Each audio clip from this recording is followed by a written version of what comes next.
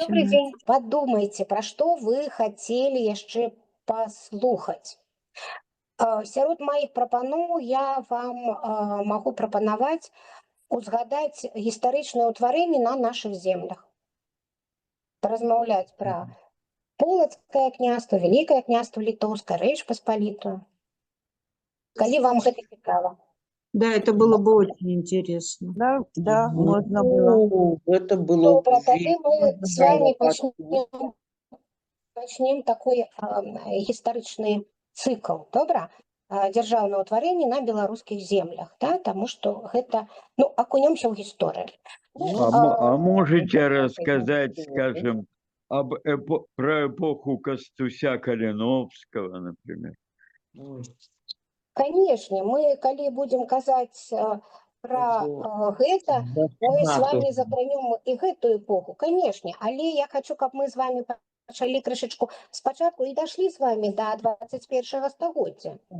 Як гэта ўсё і чаму была гэта эпоха Костуся Каліновскага? Чаму было гэтае паўстанне? Ой, дзякуй. Ўсё ж таки, калі у вас будуць якісьці будь па так скажем, якія-нибудь прапановы, ці вы што-то, каб я хацела спыніцца больш падрабязна, то, калі ласка, не саромейцеся, ці пішыце, ці уключайце. Я напрыканцы пакіну 3 хвіліначкі для таго, каб вы маглі сказаць, да, можа, про каго, можа, больш. Еще интересно, были ли среди выдающихся польских деятелей этнические белорусы? Потому что мне кажется, что такие фамилии, как Костюшка, Манюшка, это скорее белорусские, чем польские. Может быть, я ошибаюсь. Не, вы не ошибаетесь, это все правильно. И про Манюшка, и про Костюшка, и про Мицкевича, и про Жишка мы уже с вами казали. Тут мы будем с вами казать не толькі, што яны там этнічныя беларусы ці не. Гэта у той час, калі яны жылі, было вызначыць даволі складана. Мы будем с вами казаць о тым, што яны належаць 2 культурам. І скажем, Костюшкай, не толькі з Костюшкай, але і з іншымі прадстаўнікамі 18-19 стагоддзя, з такімі дзіўнымі людзьмі эпохі асветніцтва. Мы з вами абавязкова будзем спыняцца больш падрабязна, таму што я лічу, што прыклады іх жыцця гэта такія цікавыя вельмі прыклады такой адданасці краіне. І на прыкладах гэтых людзей мы з вами будзем гэта таксама праглядаць. Да? Пачнём тады мы з полацкага княства, з першага дзяржаўнага ўтварэння на нашых землях. І пачнём мы, это у нас будзе 18 сакавіка. Я сабе тут пазначу, што мы ўжо будзем з вами так размаўляць пра гісторыю. І 18-го паразмаўляем пра полацкае княства, 25-го паразмаўляем пра вялікае княства літоўскае. І коротенько я акцентую, што такая задата 25 сакавіка 1918 года была, да, такая таксама значная у нашай гісторыі. А зараз мы з вами вяртаемся ў Палессе. І так мы з вами працягваем размаўляць пра Палессе, мы працягваем размаўляць пра Пінск. І той же самы Лескоў, якога я ўжо прыгадвала ў мінулы раз, калі размаўляла з вами пра Палешукоў, ён пісаў: «Я, впрочем, нигде между евреями не видел такой любви к наукам, как в Пинске. Здешний еврей никогда не считает своего образования оконченным». І ведаеце, гэта вельмі сур'ёзная заява, таму што з наступствамі гэтай заявы мы будзем з вами сустракацца далей. 1632 год, гэта 17 стагоддзе. У Пінску з'явілася і Ішыва, і Пінск становіцца вывучэннем Торы і Талмуда. Першая палова 19 стагоддзя вельмі цікавая сторонка у гісторыі габрэйскіх суполак Беларусі, межы аседласці, таму што царскі ўрад расійскі высветліў, што габрэі вельмі дрэнна ведаюць рускую мову. Фактычна тыя, хто не звязаны з бізнесам, з рускамоўным асяродкам, яны гэтай мовы не ведаюць. Яны могуць ведаць польскую мову, таму што ёю карысталіся ў межах аседласці, а паколькі не было такога шырокай камунікацыі з прадстаўнікамі іншых расійскіх губерняў, якія знаходзіліся за мяжой габрэйскай аселасці, высветлілася, што рускую мову ведаюць дрэнна, і габрэяў у рускіх школах таксама мала. І першая палова 19 стагоддзя, асабліва пасля паўстання 30-31 года, калі пачынаецца такая ўзмоцненая русіфікацыя, расійскі ўрад таксама імкнецца ўключыць вось у гэту сваю адукацыйную прастору габрэйскіх дзяцей. Трэба сказаць, што гэта выклікала вельмі такі сур'ёзны супраціў. І былі нават такія выпадкі, што тыя габрэі, якія былі заможныя, якія маглі сабе гэта дазволіць, таму што гэта каштавала вялікія грошы, выправіць метрыку свайго дзіцёнка, хлопчыка перш за ўсё, да? Для таго, каб ён не трапляў па вось году нараджэння вось пад гэтую набор у рускую школу. Іншыя кагалы маглі нават збірацца на сваіх сходах і вырашаць, каго ж яны пашлюць у дзяржаўную школу. І, як правіла, гэта былі такія сем'і бедных габрэяў, якім ужо кагал абяцаў падтрымку, што вы, калі ласка, мы вельмі вас просім, вы, калі ласка, насустрач абшчыне ідзіце, а мы вас там падтрымаем, мы пра вас не забудзем, вось зрабіце такую ахвяру для ўсяго кагала. Але з цягам часу сітуацыя пачне мяняцца, і ўжо пачынаючы там з 53-го года, там другая палова 19 стагоддзя, габрэйскія кагалы ўжо, так скажем, прыйдуць да высновы, што, у прынцыпе, можна туды аддаваць сваіх дзяцей. І у Пінску была адчынена руская ўрадавая школа для дзяцей купцоў габрэяў, і у тым жа годзе была адчынена габрэйская школа для дзяўчынак. Аднак паралельна адчыняюцца школы рэлігійныя. Напрыклад, у 1860 годзе ў Пінску была адкрыта Талмуд-Тара. У 63 годзе ўзнікае казённае габрэйскае двухкласнае вучылішча першага разрада, дзе вучыцца 30 дзяцей. У 1878 годзе дзве прыватныя мужчынскія габрэйскія школы. То есть, нягледзячы на тое, што адчыняюцца казённыя навучальныя установы рускія, і частка, кагалы гэта вырашаюць, што частка дзяцей будзе вучыцца там. І нават у 19 стагоддзі палохалі бацькі дзяцей, калі ты будзеш дрэнна сябе паводзіць, мы аддадзім цябе ў казённую школу.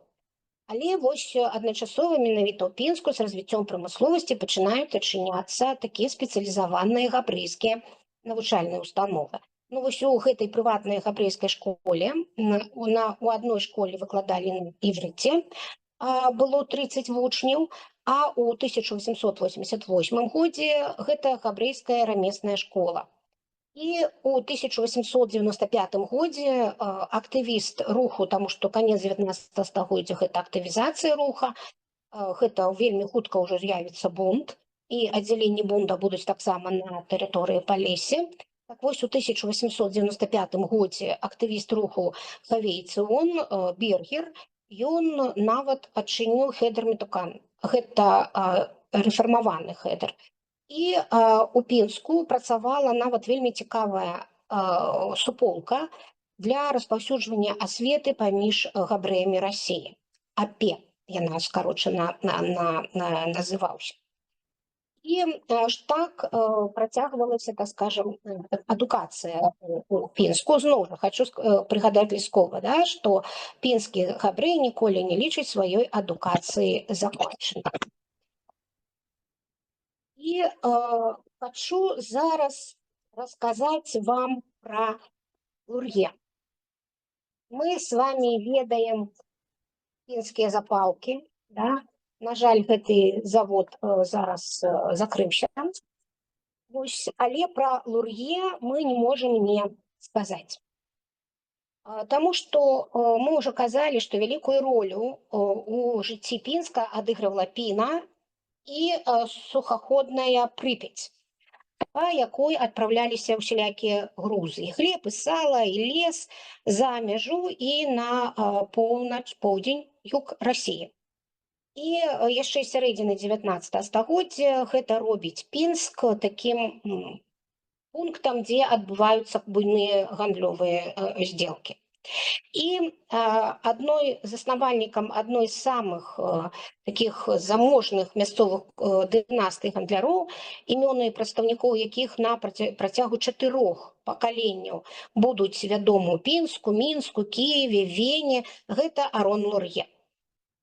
Яго старэйшы сын Майсей разам з братам Давідам створыць гандлёвы дом братоў Лурье і Ко. Гэта будзе адзін з буйнейшых бізнесаў паўночна-заходняга краю ў сярэдзіне 19 стагоддзя. Што гэта такое за паўночна-заходні край?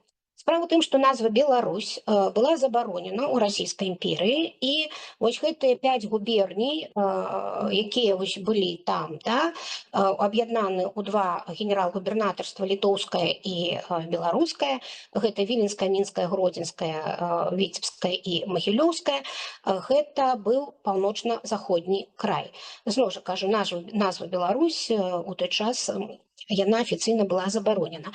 Таму, калі вось мы нават будзем чытаць якія-то там усялякія, так скажем, рэчы, што тычацца гісторыі Беларусі 19 стагоддзя, то мы можам прачытаць там станаўленне адукацыю ў паўночна-заходнім краі, там ці развіццё прамысловасці ў паўночна-заходнім краі, ці сельская гаспадарка ў паўночным заходнім краі. Гэта будзе мецца на ўвазе, што вось гэта сучасныя беларускія землі.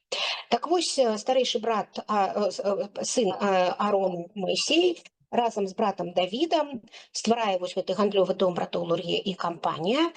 І фірма мае шматмільённыя абароты ў гандлі хлебам і салам, а таксама пачынае займацца банкаўскімі аперацыямі.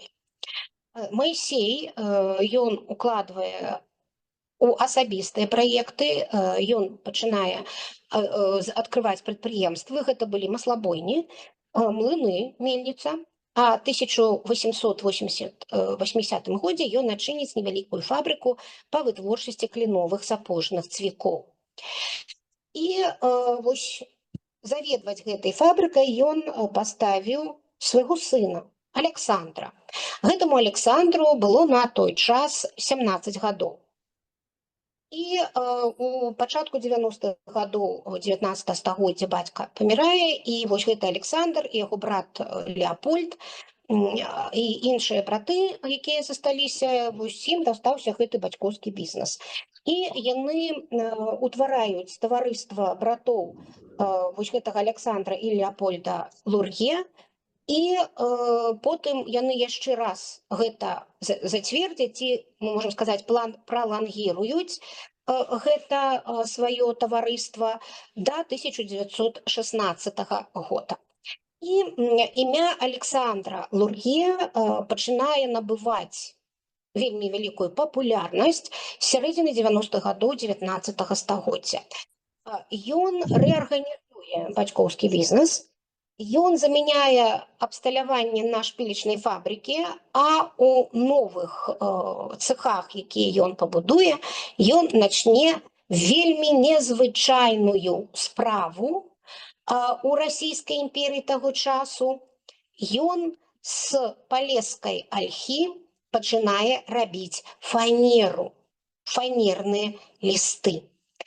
І гэта быў такі велізарны тэхналагічны прарыў расійскай імперыі.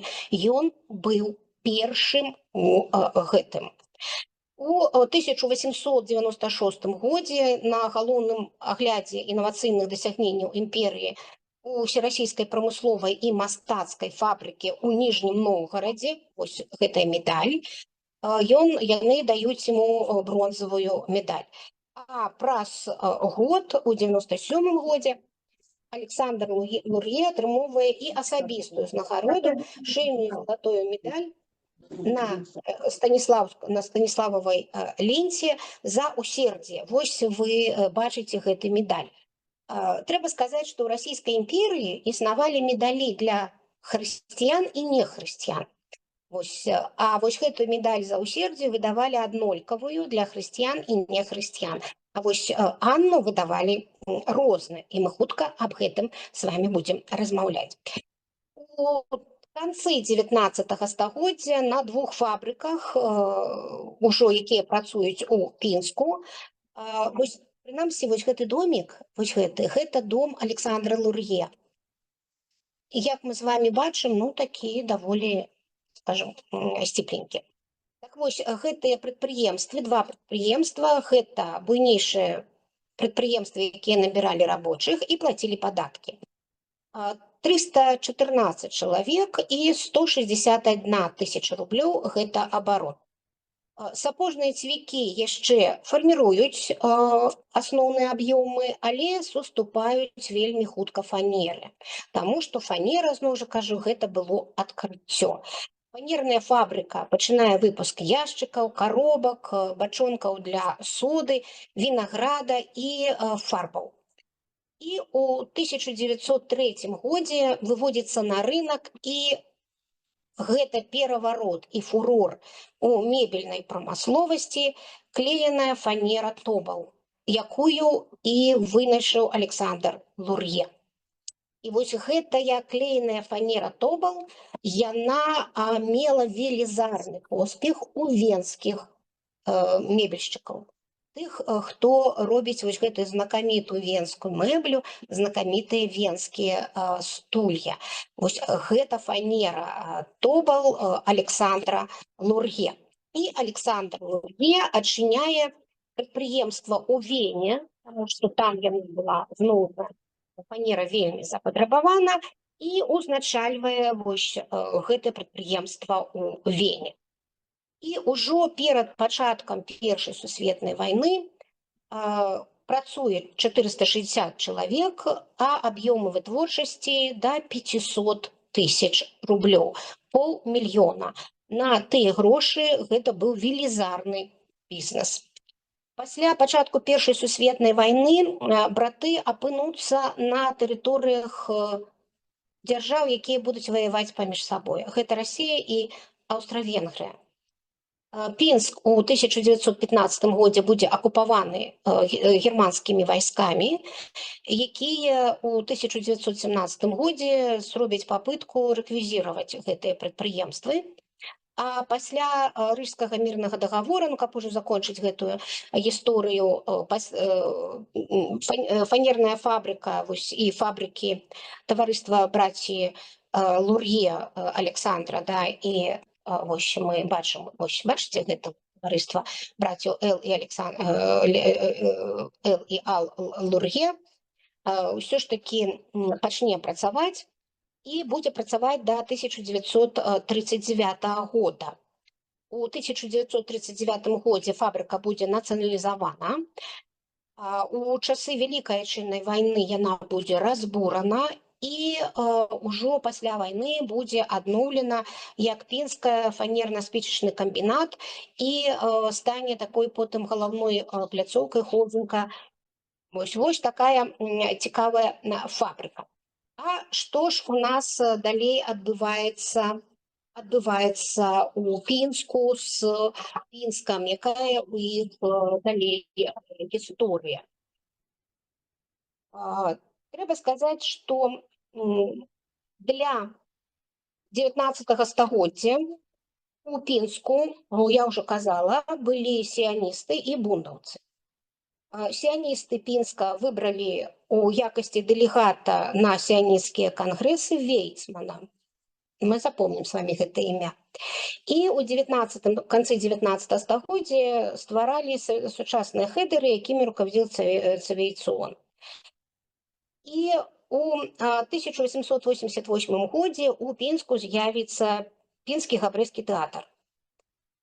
Вось ініцыятыва аб стварэнні гэтага тэатра належала Хаіму Шмілычу Готлібу. І Пінск як цэнтр будаўніцтва і вытворчасці вось апісваецца таким чином. Пинск на протяжении XIX века превратился в один из основных центров белорусских землях металлообрабатывающего, деревообрабатывающего и спичечного производства. В конце XIX – начале XX века началось масштабное каменное строительство. В перечне фабрик и заводов Российской империи, изданном в 1897 году, был опубликован список 18 предприятий Пинска и его окрестностей. Владельцами 12 из 18 являлись евреи. Наиболее крупными относились производство спичечных коробов соломки, броверного толя и ремонтная мастерская Гершмана, более 300 работников. Предприятие по производству сапожных шпилек Лурье, 180 работников. Стеариновое производство Эльнесберга, 79 работников. В Пинске стали производить изобретенную Александром Лурье клееную фанеру марки Тогл. В сфере фанерного производства Лурье занимает монопольное положение в огромной Российской империи. Ну, толькі магу, так скажем, дадаць, што ў Пінску нават захаваўся домік Рыгора Лурье, вось аднаго з, так скажем, братоў даволі сціплы. А, напрыклад, вось усе, вось што падкрэсліваюць усе, хто кажа пра Лурье. Яны кажуць, што ў іх былі вельмі такія выбітныя, аднолькавыя, што іх аб'яднала рысы характару. Яны рана засталіся без бацькі, вось гэтыя сыны, і для таго, каб, так скажем, яны ўвесь час адукоўваліся. І пакуль быў жывы бацька і маці, потым яны шукалі дзецям вельмі такіх добрых настаўнікаў. Ну і, напрыклад, у гэты домік хадзіў падпрацоўваць рэпетытарствам у заможнай сям'і фабрыкантаў Хаім Вейцман. Той, пра якога мы будзем таксама з вамі казаць. Ну, я хачу звярнуць увагу, вось дом, які захаваўся 19 стагоддзя ў Пінску аднаго з Лурье, зноў жа паўтаруся, гэта былі адны з самых знакамітых і заможных сем'яў Пінска і наогул Расійскай імперыі. Мы з вамі не бачым тут палаца. Да, таму што, як кажуць, грошы любяць цішыню, праўда?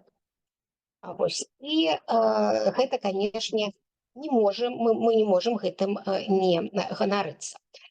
Леопольд Лурье, інжынер, Александр Лурье, доктор філасофіі Гільдербергскага універсітэта. Сыны Майсея Лурье заснавалі вось гэтае таварыства. І вось менавіта з пераходам завода ў рукі сыноў Майсея і пачынаецца новая эра ў развіцці арганізацыі вытворчасці. Як я ўжо казала, новая фабрыка, новае абсталяванне, новыя магчымасці. Але трэба сказаць, што вось менавіта гэты Рыгор Лурье у 1909 годзе адчыніў прыватную публічную бібліятэку. Сакрэтны рапорт гарадскога палітмейстера Пинска 1909 года. Имеется одна частная библиотека Григория Лурье, из которой отпускаются книги для чтения исключительно русского происхождения. Ну и трэба сказать, что вось Рыгор Лурье, ён вучыўся ў Германии, ён спецыялізаваўся ў галіне хіміі і, што цікава, ён атрымаў адукацыю ў Германії і ён вярнуўся у Пінск для таго, каб адчыніць невялікую хімічную фабрыку, а потым ужо, так скажем, хімічную лабараторію. Ну і вось менавіта туды зноў жа прыйдзе Хаім Вейцман, каб зарабіць сабе сродкі для таго, каб паехаць вучыцца за мяжу. І Рыгор Лурье, які вучыўся ў Германії, ён хоча арганізаваць працу на прадпрыемстве з перадавымі метадамі. Так, ён адным з першых уводзіць 8-гадзінны рабочы дзень.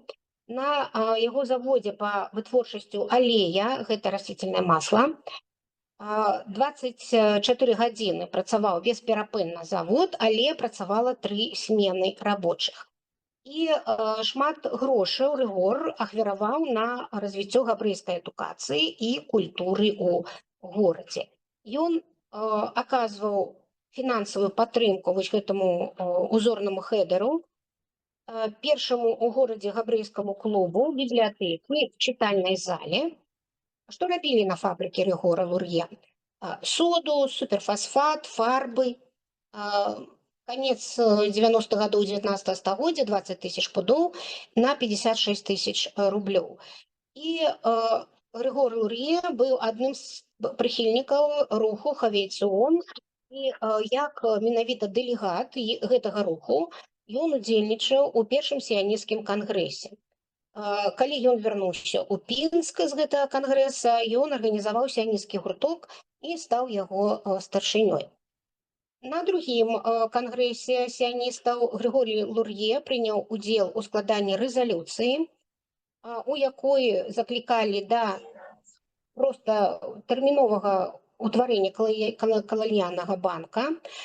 Як вядома, ён увайшоў у гэты банкаўскі камітэт, які быў абраны на гэтым кангрэсе, і пачаў вельмі актыўна там працаваць па яго арганізацыі як за мяжой, так і ў Пінску. Вядома, што Рыгор Лур'е налажваў благачынныя вячэры, распаўсюджваў у горадзе падпісныя лісты для збора ахвяраванняў камітэту общества взаимопомоществования евреям-земледельцам и ремесленникам в Сирии и Палестине. І такім чынам ён рабіў вельмі шмат для таго, каб пашырыць вось гэты сіянісцкі рух у Пінску. Перад трэцім кангрэсам па вельмі такім настойлівым прапановам Григорий Лур'е прымае пост старшыні банка ў Лондоне і стварае ў Пінску габрэйскую каланіяльную апеку, якая стане цэнтрам вось гэтага абрашчэння акцый. І архіўныя дакументы даюць сведкі аб тым, што менавіта ў Пінску пачалося ў 1899 годзе афіцыйнае ўтварэнне габрэйскага каланіяльнага банку.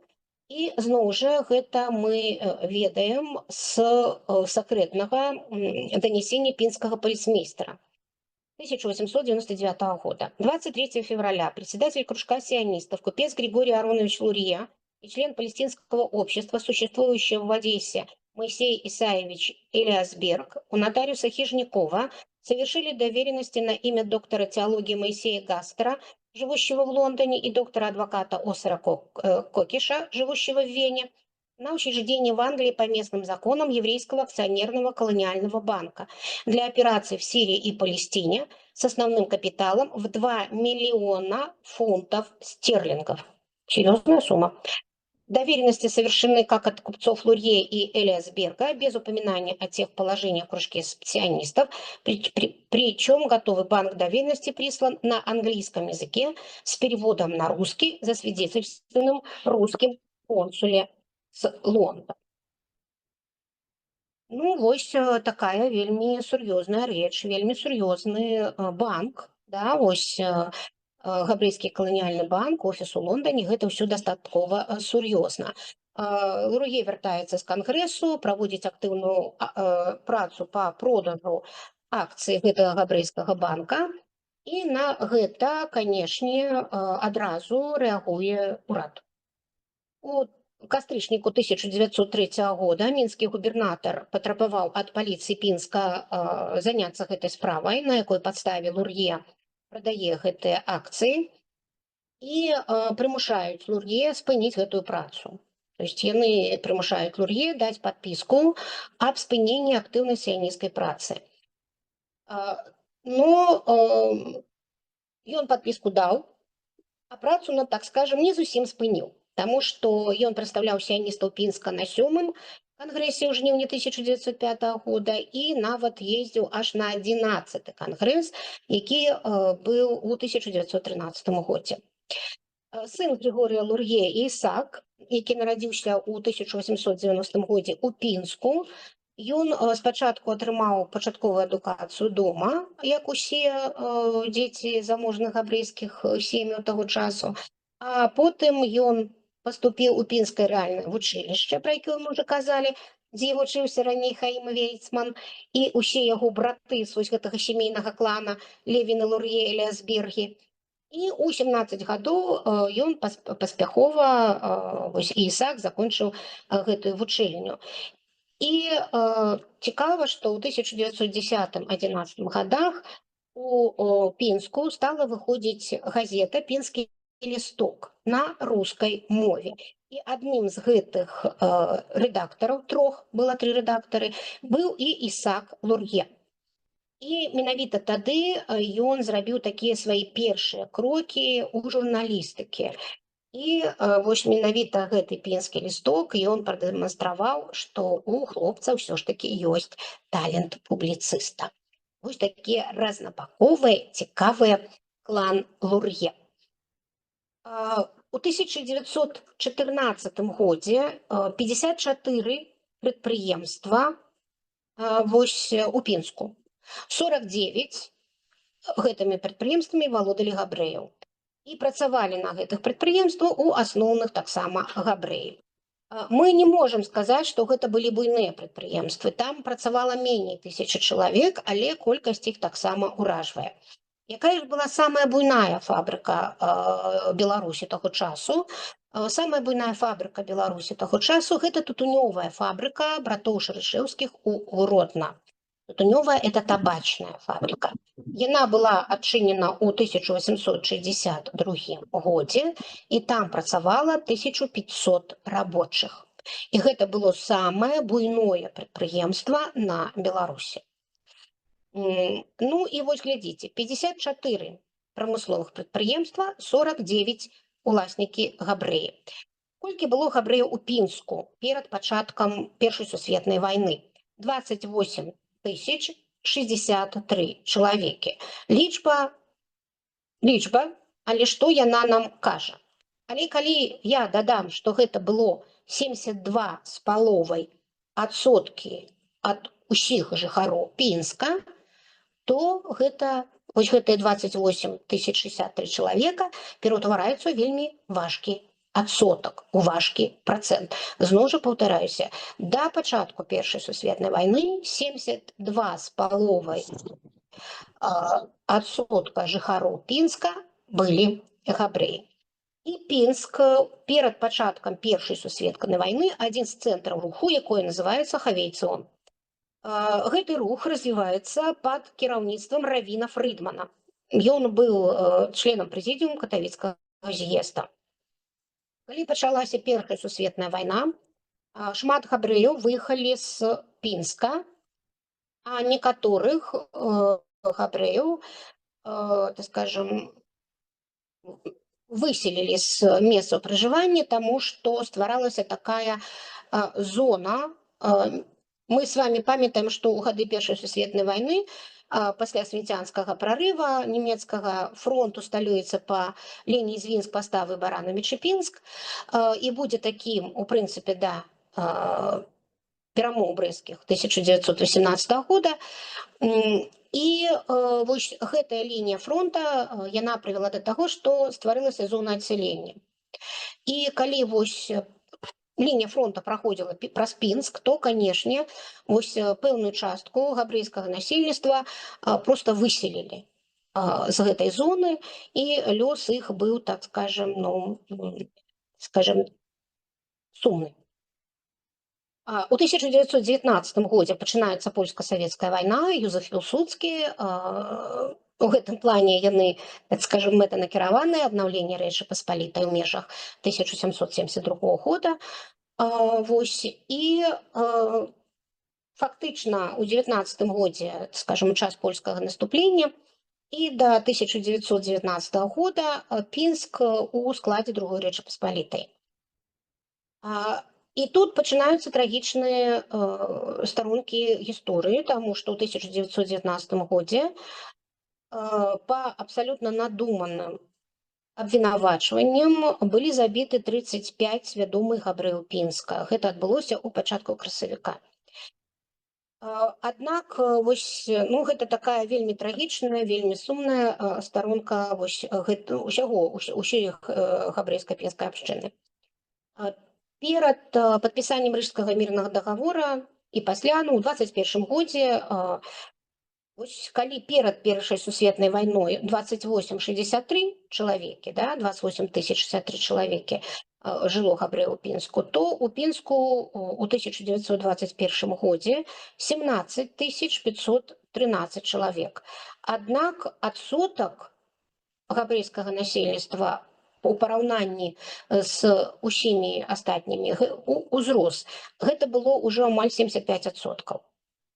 Гэта значыць, што ўсё ж такі габрэяў засталося больш у Пінску вось у ходзе гэтых падзей ваенных, чым прадстаўнікоў іншых нацыянальнасцей з 72 до 75.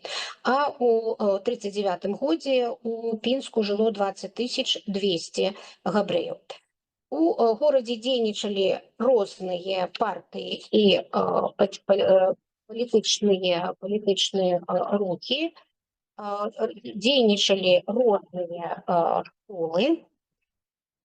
У 22-23 годзе дырэктарам новай габрэйскай школы з 25-го года гэта школа Тарбут стаў Авраам Мазур, інспектарам Давід Альпер, які з 31-го года стаў дырэктарам. У 26-м годзе гэтая школа атрымала статус гімназіі, а у 1937 годзе пры гэтай гімназіі быў адчынены двухгадовы ліцэй. І у 1936 годзе у гімназіі Тарбут абучалася 2587 чалавек. У 25-м годзе была адчынена яшчэ адна 7-летняя школа Мідраш Тарбут, дырэктар Маневіч, якая у 1936 годзе будзе падзелена на две школы. Такім чынам у Пінску у міжваенны час, а так называецца час з 21 па 39 год, дзейнічалі 3 навучальныя установы на іврыце. Акрамя таго, была прыватная габрэйская жаночая гімназія, дзе адукацыя вялася на польскай мове. Належала гэтая гімназія Чечек Галінкер і 7 прыватных габрэйскіх пачатковых школ. 2 школы руху Палей Цыён, 2 габрэйскіх вучылішча гандлёвае і рамеснае, і з 5 рэлігійных вось гэтых габрэйскіх школ Пінска былі 2 талмуд-тары, і яшчэ талмуд-тара была ў Караліне. І дзействавала і Шыва, дзейнічала Бейс Йосеф, там было 300 вучняў, гэта на вуліцы Бернардзінскай. Зараз гэта была, вось зараз гэта вуліца Савецкая. Ну і вялікай папулярнасцю і ў міжваенны час у Пінску гэта сіянісцкі рух. І вось зноў жа паўтаруся, 2 школы руху Палей Цыён, выкладанне на іврыце і на ідышы, 2 школы Тарбут, ну а также, скажем, гімназіі, якія і ліцэі, пра якія я ўжо казала. І ў горадзе выходзілі перыядычныя выданні на, скажем, габрэйскія выданні: Пінскер Вог, Пінскер Ворд, Пінскер Штіме, Палесер Найс і іншыя. 20 верасня 1939 года Пінск займае Чырвоная армія. І гэта прывяло да ліквідацыі ўсіх габрэйскіх устаноў. Некаторых бундаўцаў і сіяністаў арыштавалі. Шмат каго з пінскіх габрэяў і бежанцаў з акупаваных немцамі зон выслалі на север і на ўсход Казахстана. Частка гэтых людзей не вытрымала пераезду і высылкі, але большая частка засталася ў жывых. І, канешне, так сказаць, можа быць жорстка, але гэта у большасці, нават не магу ведна сфармуляваць, да? Такія жудасныя рэчы, што высылка можа выратаваць жыццё. Таму што лёс тых, хто застанецца к 41 году ў Пінску габрэяў, будзе трагічны. І так пачынаецца саветызацыя ў 1939 годзе. Саветызацыя – гэта палітыка, якую праводзіць на вось гэтых далучаных тэрыторыях савецкая ўлада па інкарпарацыі ў савецкую сістэму і савецкае заканадаўства і ў адукацыі, і ў дачыненні да культаў, і палітычная сістэма савецкая. На той час гэта ўжо аднапартыйнасць, гэта ўжо культ асобы Сталіна, гэта ўжо ліквідацыя іншых палітычных партый, іх прадстаўнікоў, гэта ўжо ва ўсю тэзіс аб узмацненні класавай барацьбы па меры пабудова сацыялізма. І вось гэта ў Пінску, перш за ўсё, акрамя нацыяналізацыі і канфіскацыі, гэта адмена іврыта. ідыш быў пакінуты і нават выкарыстоўваўся ў выкладанні. У пінскія школы з'явіліся настаўнікі з унутраных раёнаў Савецкага Саюза. Гэта было характэрна для ўсёй заходняй Беларусі. І тыя настаўнікі, якія прыехалі, яны не ведалі местных моў. І больш таго, яны іх не вывучалі. І таму дзеці і іх бацькі былі паўставлены ў сітуацыю, што дзеці павінны былі адаптавацца к рускай мове навучання.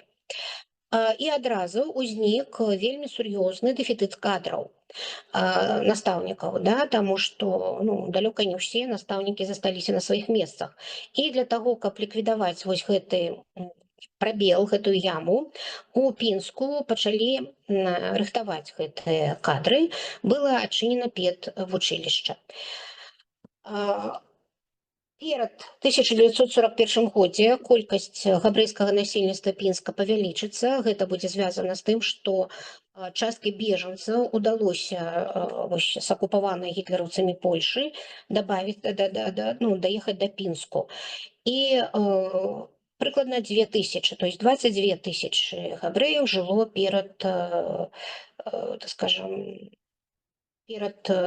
пачаткам Вялікай айчыннай вайны. І у час Першай сусветнай вайны, у нашай гісторыі Беларусі было дзве нямецкія акупацыі. Гэта першая нямецкая акупацыя, гэта Першая сусветная вайна, і другая нямецкая акупацыя, гэта другая сусветная вайна, да? Великая айчынная, больше скажу, 41-44 год. І гэта былі розныя па жорсткасці акупацыі. Но, тым не менш, акупацыя ўсё ж такі ёсць акупацыя, да? Хто дапамагаў габрэям у гады акупацыі, скажем, нямецкай? Да, у прынцыпе, ніхто. Наогул, Пінск, вось гэты 18-21 год, вось уявіце сабе, горад займаўся петлюраўцамі, чырвонаармейцамі, польскімі войскамі, генераламі атрада Булах-Булахоўскага, потым зноў польскімі войскамі. І вось гэта, так скажем, ведаеце, так скажем, смена ўлады вельмі частая, яна ніколі не спрыяе мірнаму жыццю. Хто аказваў дапамогу? Дапамогу аказваў Джойнт і аказваў амерыканскі камітэт па распаўсюджанню фонда помощи евреям, пострадавших от войны. Дзякуючы Джойнту і вось гэтаму амерыканскаму камітэту былі арганізаваны дзіцячыя дамы, 3 дома дзіцячыя. У гэтых дамах выхоўваліся дзеці-сіроты габрэйскія, 300 чалавек. Забяспечваліся дзеці харчаваннем габрэйскія ў навучальных установах Пінска. Ну і таксама шла дапамога на аднаўленне прамысловасці. І трэба сказаць, што ДМР. Яна казала, што габрэі Пінска бачылі зброю ў адукацыі. Яна пісала, што ў іх была такая цяга да адукацыі, і ў гэтай адукацыі яны бачылі сродак вызвалення ўсіх прыгнечаных, і вось гэта рашучасць ім надавала менавіта гэта, да? Ну і вось зараз я хочу вам сёння расказаць першага прэзідэнта Ізраіля Хаіма Вейцмана, які нарадзіўся ў Мотылі, Іванаўскі раён. Нават у Мотылі захавалася хата, дзе жылі Вейцманы, і такая даглядае за гэтай хатай такая цікавая бабулька, вось баба Хрысця, даглядае абсалютна бясплатна. Мы бачым, як, скажем, ён выглядае. Але дом, які захаваўся ў Мотылі Хаіма Вейцмана, гэта не дом, дзе ён быў, на тым месцы, дзе дом Вейцмана, зараз кафе ў цэнтры. Вось у гэтым доме жыў. Дом быў вялікі, давайте я вам яго пакажу, вось ён, 7 комнат і кухня, і за савецкім часам тут нават будзе дзіцячы дом.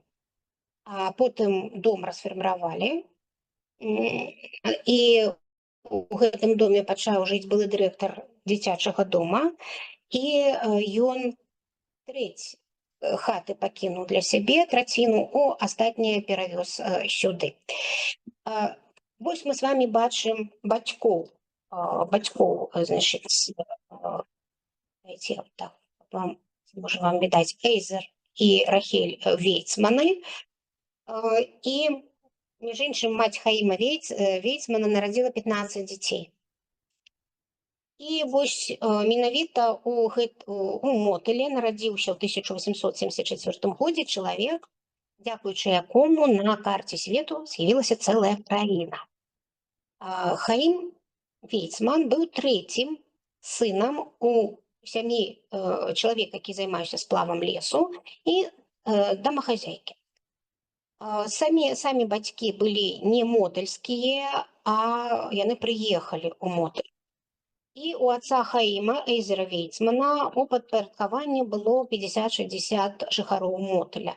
Яны чым займаліся? Яны рубілі лес. Пачыналі яны ў лістападзе, потым складвалі яго да вясны. Весной яны плялі платы, звязвалі і сплаўлялі ў данцах.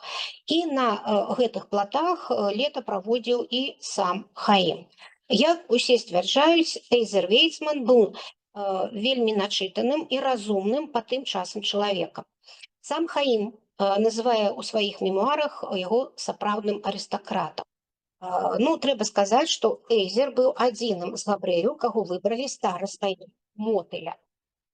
Маці займалася выключна дзецьмі, іх было 15 чалавек, 3 памерлі, калі былі маленькімі, але 12 заставалася. Что писал в своих мемуарах Хаим Вейцман? Мать в те годы, да и по правде долгое время спустя, была либо беременна, либо кормила очередного младенца, так как что на остальных детей сил у нее уже не оставалось. Она не воспринимала это как тяжкое бремя. Ей хотелось иметь как можно больше детей.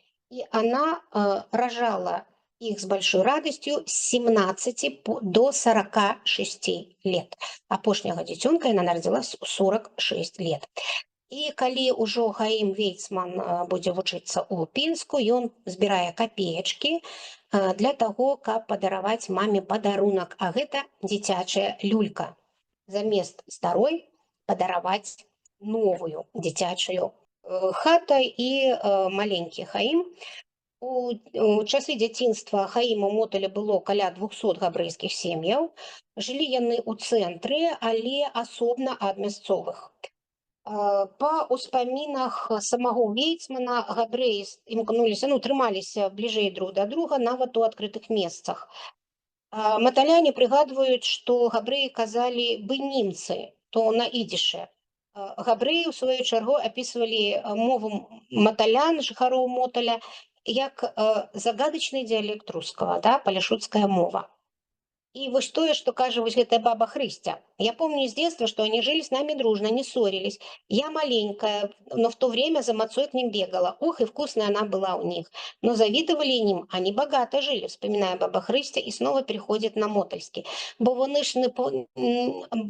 ж поле не робили, а шили, продавали. Тому і були багаті. У 4 года пачалася вучоба Хаіма, а у 12 гадоў ён ужо пачынаў зарабляць сабе на вучобу. У Мотулі, між іншым, у той час было 2 сінагогі. Вось зараз як выглядае хата Вейцмана зараз. Бачыце, засталася на самой справе 1/3. У Мотылі было 2 сінагогі, старая і новая. Габрэйская школа, якая там была, дзеці вывучалі Талмуд, і светскія веды у габрэйскай школе не былі, так скажем, у гонары. І Хаіма адправілі ў 4 гады ў Хедер. Хедер у той час, гэта звычайная хата, у заняткі праводзіў, і ў гэтай хаце жыў сам настаўнік. Больш за ўсё маленькі Вейцман любіў свайго другога настаўніка, які час ад часу прыносіў падручнікі на іврыце.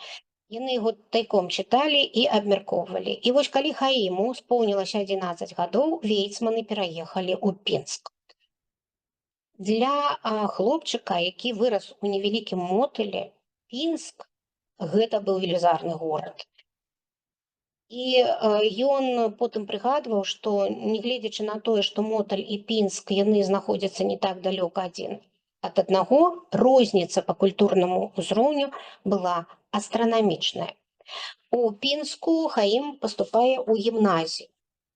І ўжо ў 12 гадоў ён вельмі добра разумее, што яго вучоба, даход быў 12 рублёў, а на вучобу трэба было траціць 2 рублі. Ну, а зноў жа прыгадаю, сям'я была вельмі вялікая, вельмі, мякка кажучы, шматдзетная. І таму маленькі Хаім пачынае падпрацоўваць рэпетытарам у братоў Лур'е. Мы бачылі гэты домік, куды ён хадзіў. І ўжо праз 3 гады, у 15 гадоў, ён пачынае больш-менш фінансава не залежыць ад бацькоў. Ён паступае ў Дармштадтскі палітэхнічны інстытут, а потым, пасля яго заканчэння, у Каралеўскі тэхнічны коледж у Берліне. А потым ён ужо абароніць доктарскую ступень у Швейцарыі. Бацька Вейцмана лічыў, што дзецям перш за ўсё трэба даць адукацыю. І таму 9 яго дзяцей атрымалі вышэйшую адукацыю. Па тым часам гэта была проста велізарная, такая вау, да? 9 дзяцей маюць вышэйшую адукацыю. Менавіта вучоба ў Пінскай гімназіі стане такім ключавым момантам у жыцці Хаіма. Менавіта там ён палюбіў хімію. І менавіта з хіміяй ён звяжа ўсё сваё жыццё. Ён, што цікава, ён стане знакамітым фізікам. Ён атрымае, знойдзе гэты новы спосаб атрымання ацэтона. Такога ацэтона, які неабходны для таго, каб рабіць боепрыпасы. Ён прымае удзел у працы за стварэннем штучнай гумы, резіны, і высокаактанавага гаручага для брытанскай арміі. І ён не проста, так скажем, вядомы, ён працуе разам з Эйнштейнам і стварае разам з Эйнштейнам Габрэйскі універсітэт. Хаім Вейцман стане выкладчыкам біяхіміі ва універсітэце Жэневы, а потым яго запросяць у Манчэстэрскі універсітэт у Англіі. Менавіта, ведаеце, чаму мы заўжды звяртаемся ў Пінск, і Хаім Вейцман вельмі шмат у сваіх успамінах і думках час ад часу ён вяртаецца ў Пінск, таму што менавіта ў Пінску ён далучыўся да сіянісцкага руху. Я думаю, што ўсе ведаюць, я так не сказала асобна, што сіянісцкі рух, ён выступаў за адраджэнне габрэйскай дзяржавы. І менавіта дзякуючы у тым ліку і Хаіму Вейцману 29 лістапада 1947 года большасць галасоў Арганізацыі Аб'яднаных Нацый прыняла рэзалюцыю аб падзеле Палестыны і утварэнні дзяржавы Ізраіль. І у 1949 годзе Хаім Вейцман і у 1949 годзе Хаіма Вейцмана выберуць на пост прэзідэнта, становіцца першым прэзідэнтам Ізраіля, і 9 лістапада 1952 года ён памрэ. Так закончыцца яго зямны лёс. Пасля таго, як ён пераехаў у Пінск, і потым ён паедзе ўжо вучыцца за мяжу, у Мотыль ён ніколі не вернецца. Але памяць аб тым, што менавіта ў Мотылі нарадзіўся першы прэзідэнт Ізраіля, яна захоўваецца да сённяшняга часу. На вялікі жаль, вось што для мяне сумнавата, што ў Мотылі няма прыстойнага музея Вейцмана. Гэта да. Мотыль ён такі невялікая сёння населены пункт, але ўсё ж такі я думаю, што больш такое годнае увекавечванне памяці такога чалавека, які стаў першым прэзідэнтам дзяржавы Ізраіль, вось можна было б і пашырыць. Ёсць такая невялікая экспазіцыя у музейчыку, але зноў жа яна такая, не такая, як можа быць. І у наступны раз я вам раскажу пра некаторых такіх людзей, адзін з якім будзе Давід Марголін.